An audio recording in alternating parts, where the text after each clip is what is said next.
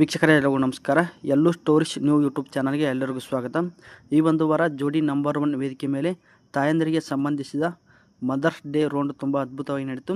ಈ ಒಂದು ರೌಂಡಲ್ಲಿ ಈ ಒಂದು ವೇದಿಕೆ ಮೇಲೆ ಇದ್ದಂಥ ಎಲ್ಲ ಒಂದು ಜೋಡಿಗಳು ಕೂಡ ತಮ್ಮ ಒಂದು ತಾಯಂದಿರನ್ನು ಈ ಒಂದು ವೇದಿಕೆ ಕರೆಸಿ ತಮ್ಮ ಒಂದು ಜೀವನದಲ್ಲಿ ಆಗಿರ್ತಕ್ಕಂಥ ಕೆಲವೊಂದಿಷ್ಟು ಘಟನೆಗಳನ್ನು ಕೂಡ ಈ ಒಂದು ವಾರ ಈ ಒಂದು ವೇದಿಕೆ ಮೇಲೆ ಜಡ್ಜಸ್ ಮುಂದೆ ಹಂಚಿಕೊಂಡಿದ್ದಾರೆ. ನಮ್ಮ ಒಂದು ಉತ್ತರ ಕರ್ನಾಟಕ ಜಾನಪದ ಕಲಾವಿದ ಬಾಳು ಬೆಳಗುಂದಿ ಮತ್ತು ರುದ್ರ ಮಾಸ್ಟರ್ ಸೇರಿದಂತೆ ಎಲ್ಲರೂ ಕೂಡ ತಮ್ಮ ಒಂದು ತಾಯಂದಿರು ಕೂಡ ಈ ಒಂದು ವೇದಿಕೆಗೆ ಕರೆಸಿದ್ರು. ಎಲ್ಲರೂ ಕೂಡ ತುಂಬ ಅದ್ಭುತವಾಗಿ ಕೂಡ ಕಾಣಿಸಿಕೊಂಡಿದ್ದರು.